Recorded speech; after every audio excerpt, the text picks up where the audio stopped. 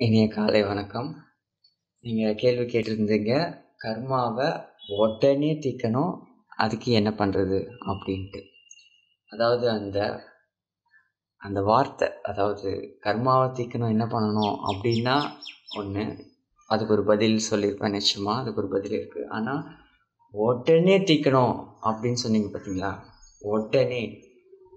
அத கேட்ட உடனே எனக்கு அது வந்து மிகப்பெரிய ஒரு இதுவா இருந்தது. ஸோ, அதனால அதுக்கு என்ன வழி அப்படின்னு பார்த்தீங்கன்னா, இப்ப கர்மாவ தீர்த்துடலாம். உடனே தீர்த்துடலாம். ஆனா, ஃபர்ஸ்ட் ஆஃப் ஆல் உடனே அத தீர்க்கறதுக்குரிய, உடனே அத போக்குறதுக்குரிய ஆற்றலும், திறனும், அதை தாங்கிக் கொள்ளக்கூடிய திறனும் நம்மகிட்ட இருக்கா? அப்படிங்கிறத ஃபர்ஸ்ட்டு கொஞ்சம் செக் பண்ணிக்கிறது ரொம்ப நல்லது. அது எந்த மாரி அப்படின்னு பார்த்தீங்கன்னா, இப்ப நம்மகிட்ட ஒரு காயம் பட்டிருக்கு, ஒரு வலி இருக்கு, ஓகேங்களா? அத குணப்படுத்தணுன்ட்டு நம்ம மருத்துவரையோ, எங்கேயோ அணுக போறோம்னு வச்சுக்கோங்களேன். நீங்க என்ன சொல்றீங்கன்னா, "உடனே இத எடுத்து விடுங்க எனக்கு இத" அப்படின்றீங்க. அவரும் நீங்க எவ்வளோ ஃபோர்ஸ் பண்ணாலும் நீங்க கேட்கறதால என்ன பண்ணுவாரு, சில டாக்டர், சில இவங்கலாம் வந்து பார்த்தீங்கன்னா, எல்லா டாக்டருமே ஒரே மாரி இருக்க மாட்டாங்க. சிலர் கண்டிப்பா நம்ம இதிலேயே பார்த்துருப்போம். பாரபட்சமே இல்லாம வந்து அந்த அடிப்பட்ட காயத்தின் மீது, புண்ணு மீது வந்து அப்படியே அழுத்தி உள்ள எடுப்பாங்க. எப்படி இருக்கும் உங்களுக்கு? அந்த அடிப்பட்ட புண்ணுல ஒருத்தர் வந்து கைய வச்சு அப்படியே நீங்க உடனேன்னு சொல்ற அந்த ஒரே காரணத்தினால வந்து உடனே உங்களுக்கு வந்து அப்படியே அழுத்தி எடுத்தா உங்களுக்கு எப்படி இருக்கும்? உயிரே போயிடும். கம்முனு இருயா, அந்த வலி நான் இப்படியே கூட வச்சுக்கிறேன். ஆனா நீ அழுத்தி எடுக்கிறேன்ற பேர்ல அழுத்தி இது பண்ற பார்த்தியா? சிகிச்சை பண்றது அத விட இதுவா இருக்கு. அப்படின்ற மாரி தானே இருக்கும். ஸோ அதனால கேட்கிறேன். உடனே அத நம்ம நீக்கணும் அப்படின்னா, அத தாங்கக்கூடிய பக்குவமும், அந்த வலிய பொறுத்துக்கொள்ளக்கூடிய அந்த ஒரு ஆற்றலும் நமக்கு இருக்கா? அப்படின்றது தான் இங்க ஃபர்ஸ்ட் ஆஃப் ஆல் விஷயம். ஸோ அப்போ அத முதல்ல நம்ம வர வச்சுக்கணும்.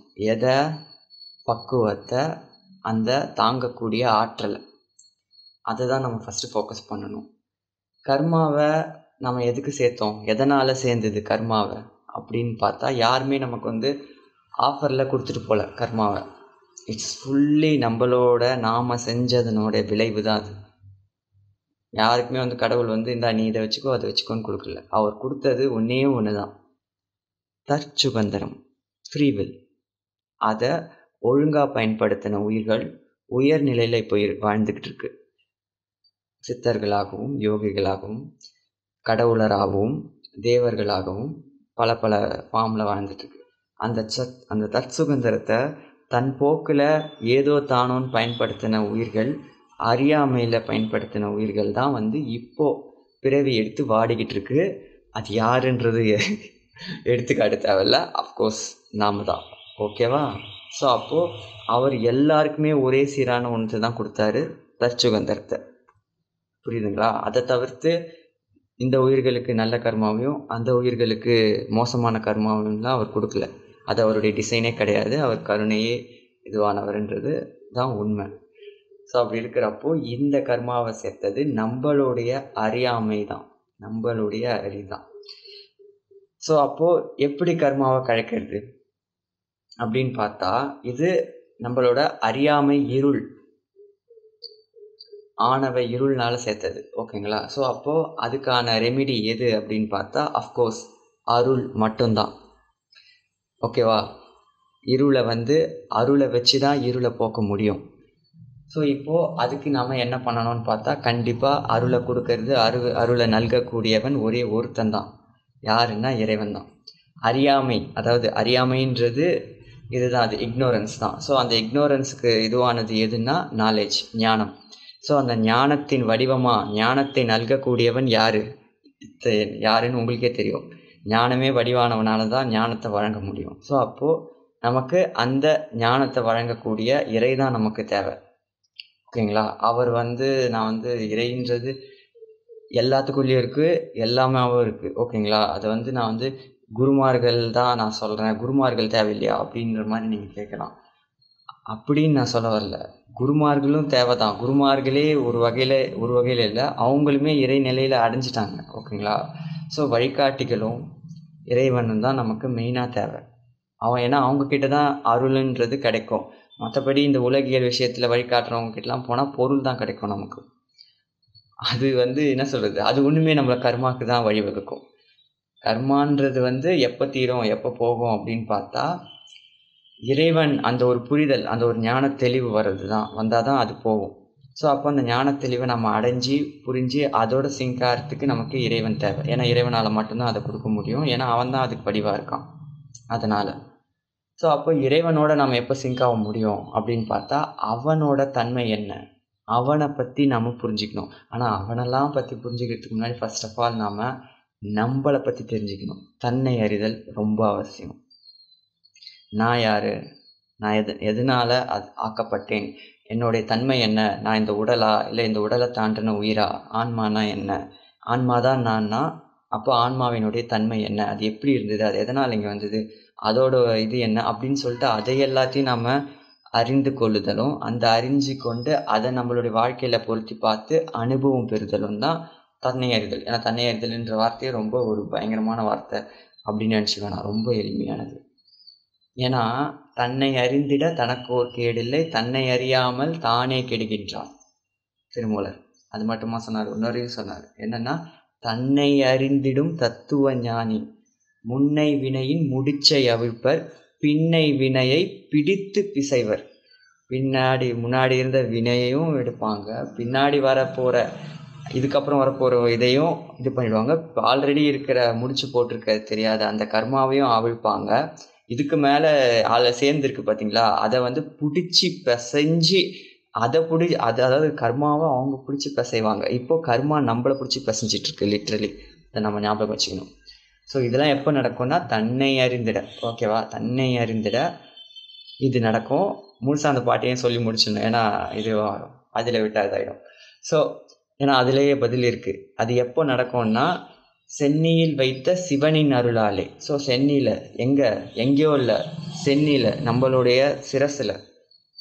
சிரசுக்குள்ளே இருக்கிற அந்த ஒரு இறையை நாம் என்னைக்கு புரிஞ்சு அதோட நாம் அறிஞ்சு அது கூட சிங்காரமோ, அது ரொம்ப தூரத்துலலாம் இல்லை ப்ரோ, அங்கே இருக்குது இங்கே இருக்குலாம் இல்லை, இங்கே இருக்குது. ஓகேவா, எங்கே இருக்கிற ஒன்னோட நாம் அதை அதை உற்று நோக்கிறதுக்கும் அதை கவனிக்கிறதுக்கும் எவ்வளோ நேரம் ஆகிட போகுது, இல்லை எவ்வளோ இதாக போகுது, இல்லை அதுக்கு ஒரு 5 நிமிஷம் ஒதுக்குறதுல என்ன தப்பாயிட போகுது. அதனால தான் எப்பவுமே வள்ளலார் சொல்லுவார், சிற்சபையின் கண்ணே கவனம் வைக்க அப்படின்ட்டு. புருவ மத்தியில் கவனம் வச்சிருக்கிறது தான் அப்படி சொல்கிறாரு. ஓகேங்களா. ஸோ அப்போ அந்த இடத்துல கவனம் வைக்கிறதும், இறைவன் நாமத்தை சொல்லிக்கிட்டே இருக்கிறதும், இறைவனை அந்த இடத்துல வச்சு வாழ்த்துறதும் வணங்குறதும் தான் நமக்கு தெளிவை கொடுக்கும். இது எப்படின்னா, அப்போ நான் அவரை வாழ்த்தனா அவர் எனக்கு தெளிவு கொடுப்பாரா, அப்போ அவருக்கு புகழ்ச்சினா ரொம்ப பிடிக்கும் போல இருக்கு. அந்த மாதிரி இல்லை. அதை செய்யலைன்னா நாம் அறியாமையில் இருக்கோம். ஒருவேளை உங்களுக்கு அறியாமையை உங்களால் போக்கிக் கொள்ள முடியும், இதை செய்யாமலே போக்கிக் கொள்ள முடியும்னா அஃப்கோர்ஸ் பண்ணுங்க. இது எல்லாரோட அனுபவம், என்னுடைய அனுபவம் சேர்த்து நான் சொல்கிறேன். உயர் ஞானிகள் சொன்ன சென்னியில் வைத்து சிவனின் அருளால் தான் அவங்க கர்மாவிலேருந்து விடுபட்டவங்க சொன்ன வார்த்தை எல்லாமே இதுதான். ஓகேங்களா. ஸோ அப்போ நாம் என்னென்னா, கர்மாவை வேறு வழியில் போய் பண்ணலாம் அப்படின்னு வைக்கிறதே கர்மா தான். கர்மாவை ஜெயிச்சிடலாம் அப்படின்னு சொல்லிட்டு, அதாவது விதியே மதியாகி கொள்ளும் அப்படின்னு சொல்லுவாங்க. நம்ம ஒரு பிளான் போட்டு இது நடக்குதா, இதை நோக்கி இதை பண்ணிடலாம் அப்படின்னு நீ நினைப்ப பார்த்தியா, அது நினைக்க வச்சதே நான் தான், அந்த பிளானை போட வச்சதே நான் தான் அப்படின்னு கர்மா செஞ்சு விட்டு போயிடும். நடந்திருக்கு. நீங்கள் கொஞ்சம் அனுபவப்படி பார்த்தீங்கன்னா உங்களுக்கே தெரியும், உங்கள் லைஃப்லேயே அந்த மாதிரி தான் இருக்கும். நான் அந்த இடத்துல யோசிச்சதுனால தான் அது நடந்தது, நான் அப்படி யோசிக்கலைன்னா அப்படி நடந்திருக்காதுன்ட்டு. ஸோ ஃபஸ்ட்டு நமக்குள்ளே இருக்கிற அந்த டார்க்னஸை நம்ம அக்செப்ட் பண்ணிக்கணும். அது இருக்குது, அதை பார்க்கணும், அதை புரிஞ்சுக்கிட்டால் தான் நம்ம அதுக்கு தான் தன்னை அறிதல் ரொம்ப அவசியம். தன்னை அறிஞ்சிட்டு ரெண்டாவது என்ன பண்ணோம்னா, தன் தலைவனை அறிஞ்சிக்கணும். தலைவன் யார், அவனோட தன்மை என்ன அப்படின்னு புரிஞ்சுக்கினா தான் ஒரு முழு நம்பிக்கை வரும். இவ்வளோ பெரிய ஒரு ஆள், இவ்வளோ ஒரு அன்பு செலுத்தக்கூடியவன் அப்படின்ற அந்த ஒரு தன்மை வரும். அப்போ தான் அவனுக்கும் நமக்கும் உண்டான உறவு என்னன்னு தெரிய வரும். அவனுக்கும் நமக்கும் உண்டான உறவு என்னன்னு தெரிஞ்சுட்டு வந்ததுக்கப்புறம் அவனுக்கு தன்னை ப்ளஸ் தன் தலைவனுக்கு அப்புறம் மற்ற உயிர்களுக்கு உண்டான உறவு என்னன்றது புரிய வரும். ஸோ அப்போ அந்த 3 பேருடைய மற்ற உயிரும் நானும் அப்போ தான் ஒற்றுமை. அப்போ நம்ம எல்லாருக்குள்ளேயும் இவ்வளோ ஒற்றுமை இருக்குது, நம்ம இவ்வளோ காலமும் பிரித்து எல்லாத்தையும் பார்த்துட்டு இருந்தோம் அப்படின்ட்டு. இறைவன் எனக்கு மட்டும் ஓர வஞ்சனை பண்ணுறாரு அப்படின்னு நினச்சது எல்லாமே அறியாமை தான். அவனுக்கு நான் பண்ணுறேன், இவனுக்கு நான் பண்ணுறேன்றது எல்லாமே அறியாமை தான். நான் பண்ணுறது எல்லாமே என்னுடைய ஒரு இதுக்காக தான் பண்ணுறேன், எனக்கு தான் நான் பண்ணிக்கிறேன்றது அப்போ தான் தெரிய வரும். சும்மா சொல்லுவாங்க, அன்பு காட்டுங்க ப்ரோ, அன்பு தான் ப்ரோ எல்லாம், அன்பு தான் இதுன்ட்டு கேட்குற வரைக்கும் அது வந்து வெறும் தகவலாக தான் இருக்கும், இதுவாக தான் இருக்கும். இந்த புரிதலுக்குள்ளெல்லாம் நம்ம புரிஞ்சிக்க ட்ரை பண்ணும்போது கிடைக்கிற அனுபவம் தான் நம்மளை வந்து அந்த நிலைக்கு, அந்த ஒரு இயற்கையாக நமக்குள்ளேருந்து தானாக வெளிப்படக்கூடிய அந்த ஒரு அன்பு நிலைக்கு கொண்டு போவோம். அவனை நானும் ஒன்று தான், ஒரே உறவு முறை தான் தெரிஞ்சிட்டதுக்கப்புறம் அங்கே எப்படி போட்டி பொறாமை வஞ்சகம்லாம் வரும், பொய்மைலாம் வரும், வரவே வராது. ஓகேங்களா? ஸோ அந்த மாதிரி தான் இதெல்லாம் எப்போ நடக்கும்னா ஸ்டார்டிங் செல்ஃப் ரியலைசேஷன், தன்னை அறிந்துதல் தான் முதல் இது. ஓகேங்களா? ஸோ ஆத்ம விசாரம் பண்ணுங்கள், அங்கேருந்து தொடங்கி இங்கே போங்க. கர்மாவை குறைக்கணுன்னா அதுக்கு ஒரே வழி ஜீவகாருண்யம் தான். ஈவன் வள்ளலார் சொல்லுவார், நீங்கள் எவ்வளோ பெரிய ஒரு பாவங்களை செஞ்சிருந்தாலும், நல்லா கேட்டுக்கோங்க, செஞ்சிருந்தாலும் பாஸ்ட் இது, இனிமேல் செஞ்சுட்டு அப்போ போயிடலான்றது கிடையாது. ஃப்யூச்சரை பற்றி நான் இங்கே சொல்ல வரல. இந்த இதை கேட்டுட்டக்கப்புறம் இருந்ததுனால் கழியுமே தவிர இனி இதை சாக்கா வச்சு சேர்க்கறதுக்காக இது கிடையாது இந்த வார்த்தைகள். ஸோ அப்போது எவ்வளோ செஞ்சுருந்தாலும் அதையும் மாற்ற முடியும், அதையும் கழிக்க முடியும். எப்போனா முழுமையான அந்த ஆன்மநேய ஜீவகாருண்ய ஒழுக்கத்தில் இருந்து அன்பு செலுத்தி மற்ற உயிர்கள் மீது நாம் கருணையோடு இருந்தால் இது பாசிபிள். மற்ற உயிர்கள் மீது இயல்பான அந்த அன்பும் கருணையும் எப்போ வரும்னா நம்மளுடைய தன்மையும் இறைவனுடைய தன்மையும் புரிஞ்சுக்கிட்டு அதோட நம்ம லைஃப்பை சிங்க் பண்ணி பார்த்து தெளிவு பெற்று மற்ற உயிர்களில் பார்க்குற அந்த ஒரு நிலைப்பாடுக்கு நம்ம போகும்போது தான் அது நமக்கு இயற்கையாக வரும். அங்கே பேதம்ன்றது வராது. அவனுக்கு செய்ப்பா, அவனை நீயும் ஒன்று தான் அப்படின்னு நான் இப்போ சொன்னேன்னா, சரி பெரியவர் சொல்லிட்டாரு, என்ன சொல்ல வரல, மற்றவங்க சொல்கிறாங்கன்னு அப்படி சொல்ல வரேன், என்னையே எடுத்துக்காட்டாக வச்சு. எனக்கு அப்படி சொல்கிறாங்கன்னா நான் போய் சரி அவர் பெரியவர் சொல்லிட்டாருன்ட்டு போய் பண்ணுவேன். ஆனால் அவன் என்னுடைய ஒரு பந்தம், அவன் என்னுடைய ஒரு உறவு அப்படின்றது எனக்கு இப்போ தெரிய வந்ததுன்னா, அந்த பெரியவர் சொல்கிறதுக்கு முன்னாடியே நான் போய் அவனுக்கு என்ன தேவை என்ன இதுன்றதை பார்ப்பேன், புரிஞ்சுப்பேன். அவனுக்கு ஏதாவது ஒன்று நடந்ததுன்னா நான் போய் கேட்பேன், என்னடா இப்படி ஆயிடுச்சு அப்படின்னு சொல்லிட்டு. இல்லை அவனுக்கு என்ன செய்யணுமோ அதை நான் செய்வேன். ஏன் அப்போ அந்த பெரியவர் சொல்லவே இல்லையே அப்படின்னா, ஏன்னா அந்த இடத்துல பந்தம்ன்றது தெரிய வந்தது. அந்த பந்தம் தான் ஆன்மநேய ஒருமைப்பாட்டு உரிமை அப்படின்ற வார்த்தையில் சொல்கிறாங்க. புரியுதுங்களா? அதுதான் ஜீவகாருண்யத்தினுடைய அடிப்படை. ஸோ அந்த ஒரு பந்தத்தை நாம் புரிஞ்சிக்க முயற்சி பண்ணணும். எப்போ? இந்த பிறவி உள்ள போதே அதை புரிஞ்சிக்க முயற்சி பண்ணிடணும். காலம் உள்ள போதே அதை கொண்டு வந்துடணும்ன்ட்டு அதுதான் சொல்கிறாங்க. அதுக்காக தான் இந்த பிறவி. ஸோ அப்போது நம்ம இந்த நிலைப்பாடுக்கு நீங்கள் வந்து என்ன கேட்குறீங்கன்னா, ப்ரோ இவ்வளோ சொல்கிறீங்களே இப்போ எனக்கு கர்மாவுக்கு ஒரு வழி சொல்லுங்க ப்ரோன்ற மாதிரி நீங்கள் கேட்குறீங்க. இது வந்து எப்படின்னா, நீங்கள் ஒரே ஒரு இதுக்கு மட்டும் பத்தியத்தையும் மருந்தையும் கேட்குறீங்க. ஆனால் நான் என்ன சொல்கிறேன், முழுமையாகவே மரணமே தூக்கிடலான்றேன். மரணத்துலேருந்து வர்றது தான் இந்த சின்ன சின்ன நோய்கள், துன்பங்கள், இது எல்லாமே உடற்பிணிகள் எல்லாமே. நீங்கள் அந்த நோய்க்கு மட்டும் கேட்குறீங்க. நோய்க்கு முழு காரணமே, அந்த நோய் எங்கே கொண்டு போய் விடுதுன்னா முதுமை, இன்க்ளூடிங் முதுமை மரணத்தில் தான் முடியுது. நாம் அந்த இது எல்லாம் எங்கே கொண்டு போய் சேர, அந்த முழுமையான அந்த ஒரு தீங்கியே நீக்கிட்டோம்னா, நீங்கள் எதுக்கு நடுவில் அப்பப்போ வந்து டாக்டரை பார்க்கணும், மருந்து சீட்டு வாங்கணும், மாத்திரை எடுத்துக்கணும் அப்பப்போ? ஒரேடியாக தூக்குங்கன்றேன்.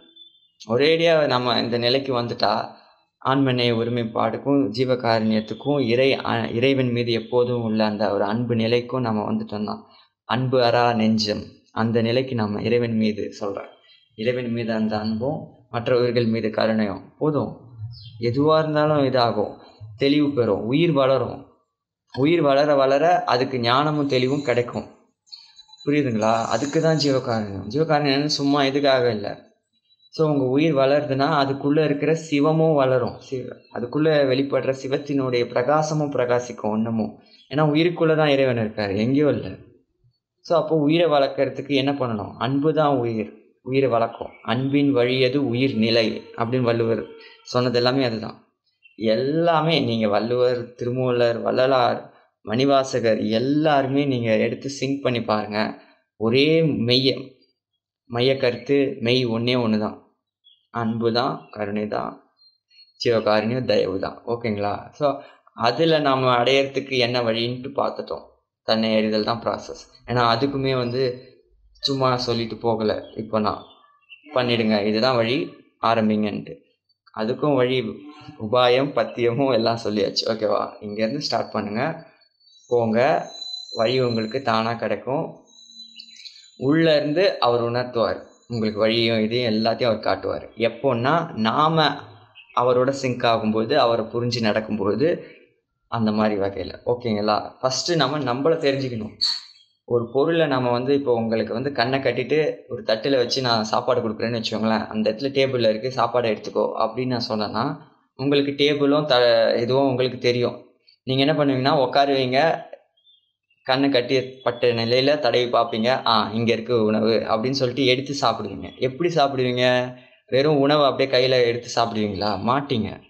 ஃபஸ்ட்டு அந்த தட்டை எடுத்து நீங்கள் சாப்பிடுவீங்க. தட்டு இப்படி இருக்கும் அப்படின்றது உங்களுக்கு தெரிஞ்சிருந்தால் தான் நீங்கள் அதோட தன்மையை புரிஞ்சிக்க முடியும். நான் தட்டுன்னு சொல்ல வர்றது எதுன்னா, ஆன்மாவை சொல்கிறேன். ஆன்மாக்குள்ளே தான் இறைவன் இருக்கார். அந்த உணவு தான் இறைவன். ஸோ நீங்கள் வெறும் உணவு மட்டும் எடுக்க மாட்டீங்க, தட்டையும் தான் சேர்த்து எடுப்பீங்க. புரியுதுங்களா? அப்போ முதல்ல நீங்கள் என்ன தெரியும்னா, தட்டினுடைய தன்மை என்ன, தட்டு எங்கே இருக்குது, அதோடைய பக்குவத்தை புரிஞ்சாதான் அதுக்குள்ளே இருக்கிற இறைவனுடைய தன்மையை நீங்கள் உணர முடியும், சாப்பிட முடியும், உட்கொள்ள முடியும். புரியுதுங்களா? நம்ம தட்டையே புரிஞ்சிக்காம தட்டு மேலே இருக்க உணவு மட்டும் அடைஞ்சிடணும், சாப்பிடணும், ருசிச்சிடணுன்றது எந்த விதத்தில் நியாயம் கிடையாது. That's not how it works. ஓகேவா? இதை இப்படி புரிஞ்சுக்கோங்க. இதை புரிஞ்சுக்கோன்னு நான் நினைக்கிறேன். இந்த வகையில் பார்த்து நாம் போனோம்னா எல்லாமே புரிய வர ஆரம்பிக்கும், எல்லாமே தெரிய வர ஆரம்பிக்கும். வெறும் இது நீங்கள் கர்மாக்குன்னு வேணாம், ஆன்ம அளவில் முன்னேறணும். வெறும் கர்மாவை மட்டும் நான் குறைக்கிறேன். இப்போ நான் உங்களுக்கு கர்மாவை மட்டும் கூட எனக்கு பவர் இருக்குது, ஒரு எக்ஸாம்பிளுக்கு சொல்கிறேன். சும்மா எடுத்து விட்டுறேன்னு வச்சுக்கோங்களேன், உங்கள் கர்மாவை நான் எடுத்துட்டேன். ஆனால் மாயை மலம்ன்றது ஒன்று இருக்கே, அதை யார் தீப்பா? 3 மலம் இருக்குல்ல, ஆணவ மலம், மாயை மலம், கர்ம மலம். அதான் கர்ம மலம். ஓகேவா? ஸோ உங்ககிட்ட இப்போ கர்மா மலத்தை மட்டும் நான் எடுத்து விட்டேன்னா, மாயை மலம்னு ஒன்று இருக்குது. ஸோ அப்போ நீங்கள் என்ன பண்ணுவீங்கன்னா, மாயையில் மாட்டின்னுட்டு இருக்க வரைக்கும் நீங்கள் இன்னமும் மாயைக்குள்ளே போய் வினைகளை தான் செய்வீங்க, கர்மாவை தான் செய்வீங்க. மாயையில் மயங்கி ஏதாவது ஒரு விஷயத்தில் ஈடுபட்டால் அது இன்னமும் கர்மாவுக்கு தான் இட்டு செல்லும்.